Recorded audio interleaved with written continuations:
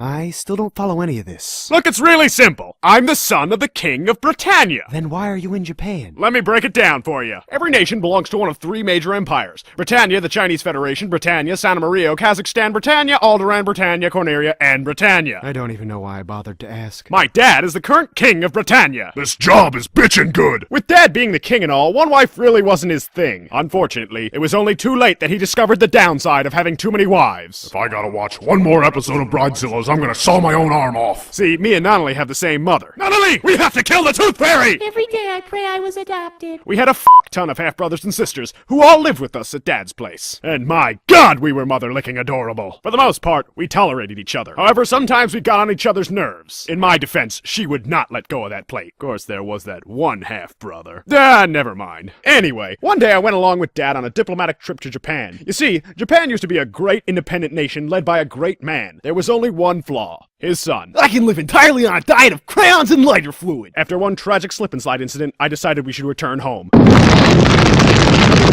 Only to find that my mother had gone and gotten herself shot. That's nuts! From there, I was sent back to Japan, where I thought my father would miss me. What was I thinking about just now? Something about Japan. We're taking over Japan! Booyah! Meanwhile, Suzaku was determined when he grew up to win the war between Japan and Britannia. Unfortunately, he signed up for the wrong side. Not surprised. Yes, but what is surprising is that even with Suzaku on their team, the Britannians somehow won. Which brings me to today. Long story short, there's some remnants of the underground Japanese army. If anyone wants a pizza bagel, email me and I'll give you some. There's still some Britannia soldiers occupying the country. Dude, you think of what I'm thinking? Pizza bagels! And finally, there's some rebel forces which look up to me after Clovis went and killed himself. I thought you killed him. Details. Well, I guess that covers about everything. Yup, no gaping plot holes at all. But... At all! What about all your friends? What about Millie? What about Colin? No one cares about Colin! It's not easy being evil, and evil's what I be. Choke on it. This episode was brought to you by East Blue Light, the latest aphrodisiac beverage by the Canadian branch of the East Blue Equinox. And now, on with the show. Why hello there my swell Canna crooks out there, it's your Bad to the Exoskeleton host Zorak, welcoming you to another Canadian edition of Bad Rap, where the Great White North gets to meet its darker side, ha ha ha. And now for tonight's guest. The infamous wolf in sheep's clothing of the Cosmonettes, and former leader of Cosmos High School's Pod 1. Yes, I introduce you to no other than the newest addition to the Carmen Collective, Amelia. And now, on with the show. Ha ha ha. That's right, buddy. I'm officially coming out of the unisex closet at this point. Because yes, as I mentioned in a previous bad rap, I'm actually a 20-something-year-old in-betweener in drag.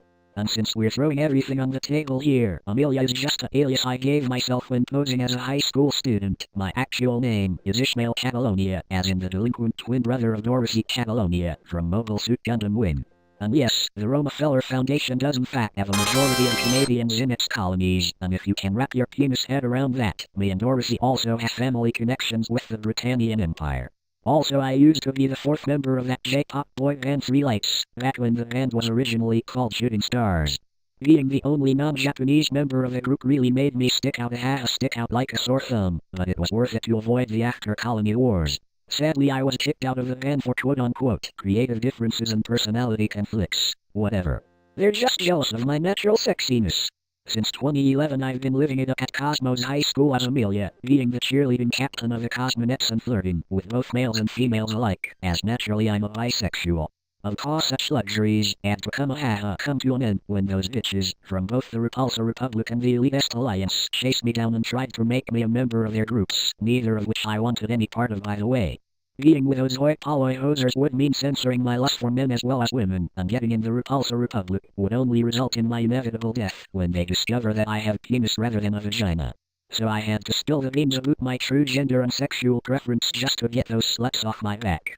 And it wasn't long before everyone in Cosmos High School found out about my little secret. Even my former main squeeze loop won't give me the time of day anymore. So I decided to leave Cosmos High to pursue my true calling, spreading butthurt across the Speakonia community. That's where my new BFFs as fuck fiends in the Carmen Collective come in. As you may have guessed, my position in the group is to use my cheerleading skills to boost the morale of our butthurt spreading army of wellness, and it allows me to truly express myself, wink. Now how's about we say an unpleasant now do you do to some of the members I do my extra special cheers for. Starting with this one here. Hello hosers, I'm the Phantom and that's all you need to know. I must not leak out any more information until a secret missing episode of Flying Rhino Junior High is made. Ha ha ha, he just doesn't want to admit that he's got nothing going on since Mulligan put him on East Blue's shit list. Shut the fuck up Pratigus you traitor. Rook, just move on to the next member.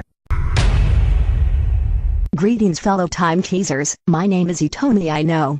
And even though that Minako I know chick would purely be a coincidence, I do happen to have family connections with one of the Sailor Sneshi, and that would be my goody two-boots cousin Setsunameo, better known as Sailor Pluto. Yes, I'll have you know that me and Setsi have a lot more in common than just our family resemblance, as I myself am also a time traveler, but no other than the infamous TP, Time Pill for Lady. In fact my credentials as a time-traveling bandit bear so much repeating that I'll let you in on a little secret. I was actually one of Carmen's off-screen henchmen from the TV series Where in Time is Carmen Sandiego. Yes, the history between me and our glorious leader runs deeper than you think, wink. Of course, stealing valuable treasures for my Vandal Vixen mistress would be a lot easier, if not for the damn Genshi-kun and his space-time detective buddies, and let's not forget my by-the-books cousin and their Sneshi shenanigans, erg. But rest assured we have great plans in the works that not even those time detectives and DPMB backers can stand in the way of, cause I'm about to let you in on another little secret. Me and my two henchgimps Dina and Might were the ones who swiped the Bingabura stone during the events of the secret deleted scene of Epic. Don't believe me? Here's the proof bitches, roll the clip. What the fuck? What the fuck? What the fuck? The Bingabura stone, the artifact that Wallow Jack was searching for, has been stolen. No shit Sherlock, quick Wallow. Maybe whoever stolen the stones escaped at the other end. No need to tell me twice toots. Oh Amelia, you did it Lady Sama. You tricked that back Wallow Jack and swiped the Bingabura stone right from under him. Hi, having us turn out all the lights in that cave and put up all those signs as a diversion was a stroke of genius on your part Lady Sama. Ha ha ha, yes I am quite the genius if I do say so myself. Why I'd say a celebration is in order here. In fact, you know what time it is. It's time to drop it.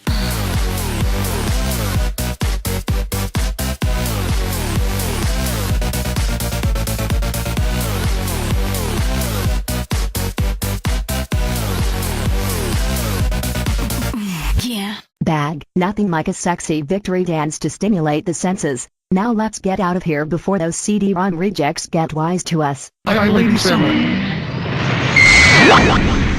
Fuck, no one's there. Deputy dingoes! I don't think that the Bingabura stone was stolen. I think it just never existed in the first place. So there you have it. And in case you're wondering what we have planned in regards to the Bingabura stone, here's our next member to give you the juicy details. My fellow Australians, it is your glorious former premier Bob Hawk back and better than ever, ha ha. Anyways, everything that Tiki Sheila said is true. That is, we have swiped the Bingabura stone for a special scheme that I personally have planned to make Australia and Japan great again. Yes, once we have unlocked the stone's secrets I shall use its power to re-establish myself as the permanent Prime Minister of Australia. And that's not all. We'll also use the Bingabura stone's power to help my sonny boy Suzaku to become the new Emperor of Japan. Ah yes, once I have set my plan in motion I guarantee no child in the Carmen Collective will live in poverty by the year 2020. Speaking of my carefully laid schemes to get my arse back into office, let's pass the mic over to my new political advisor.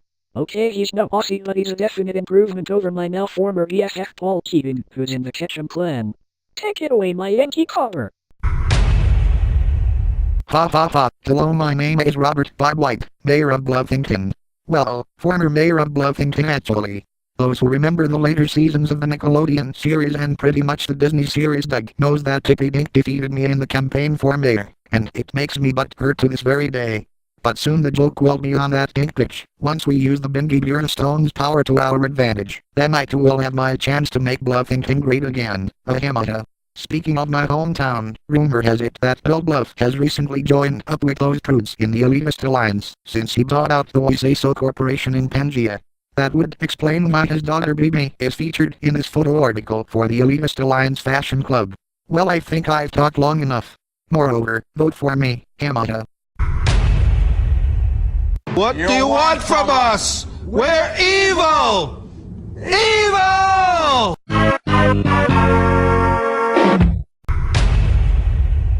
Cowabunga dudes, like my name is Pantyhose Taro and I think it's totally radical that I'm finally being featured on this gnarly bad rap show. Anyways dudes, I am doing everything in my tubular bodacious power to avenge my master Hoposai after that bogus girly man Ranma Sao Tome gave him a total wipeout. Oh what, did you think I had a total hate on for Happy just because he gave me my name? Huh, that is totally bogus man. In fact I totally dig the rad name he gave me since the two of us have something in common, and that is our love for pantyhose, of which complements such bodacious pedalage, wink. At the moment Happy-san is busy teaching me this totally gnarly new nigga mode technique that even makes my radical cursed spring form look like a cheap parlor trick. But I better not give any more choice details away, ha ha ha. So if you're watching this girly man, you'd better watch your back. Cause once we're through with you and that Nabiki baby you'll be our eternal foot slaves, bitches. Sup bitches. It's your good old raging chronic attention or Dennis Rodman and I am here to let you know that in addition to my plum sex skin Kim Jong-un, I've also been getting biblical with my new bum buddy Amelia May, Ishmael Catalonia, that sexy Canna transvestite stud. Ah yes, his cheerleading position really complements my showboating sportsmanship to a T, not to mention he has a slim and nimble form for a man in his 20s. Plus I really love it when he screams call me Ishmael loud and vigorously whenever I ram my 250-mile-long love sausage up his sexy white ass. Yes. Oh sweet dildos, all this talk about it is making me so all horny. Why don't we wrap this up and go have a swell sexy time? What do you say? Darn tootin', y'all can join me and Bob Hawk in helping us break in our latest recruits Klaus and Claudia from the Chipmunk Adventure. Boy howdy, I can't wait for those 2-year siblings to smear their sexy smooth strudels all over my eggs and sausage. Yowded.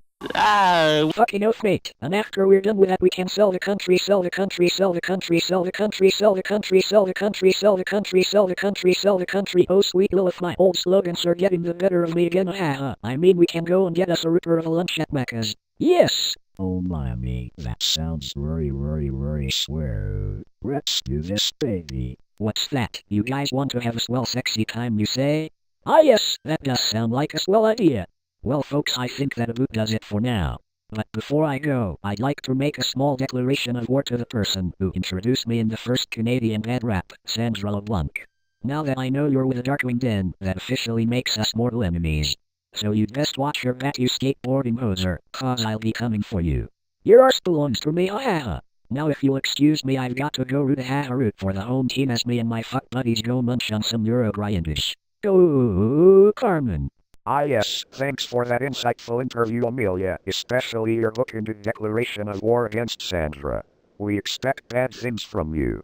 And that's it So for this then, Canadian you finally edition come of out Bad as a Rap. member of the Be sure Carmen to tune Collective, in have next you? time Well then as we brother dear, we'll see how long it takes for this to come back to bite you in the feminine ass, especially when grandfather finds out about what you've been up to Hey, what's lately. going on in here, Dorothy Share? Watching something on TV? Yes, sissy, me and Dorothy just... Still got it. Now like I was saying, me and Dorothy just got done watching a bad rap featuring her brother, i.e. our former Cosmos classmate Amelia.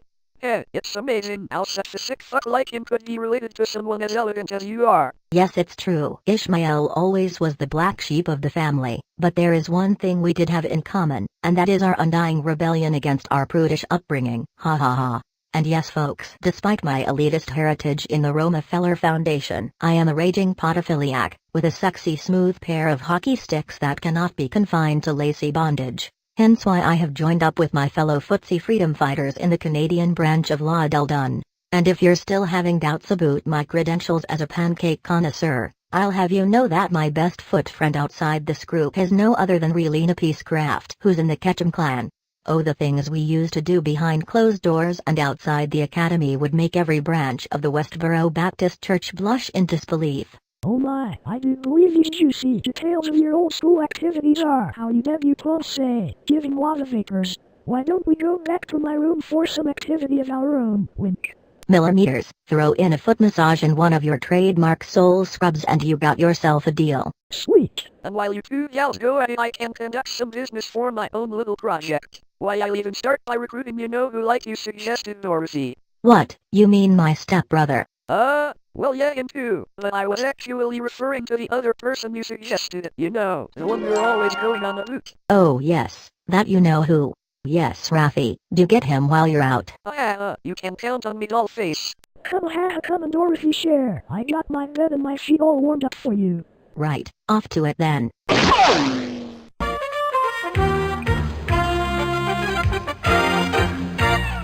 Yeah, no, that's whatever. Hey, you didn't happen to have seen Luffy or the charred remains of a helicopter anywhere, did you? Because at this point, either would be fine. Alert! Ooh, I gotta go. See you later. Get back here! Oh, sweet childhood innocence. Where's Tony Orlando when you need him?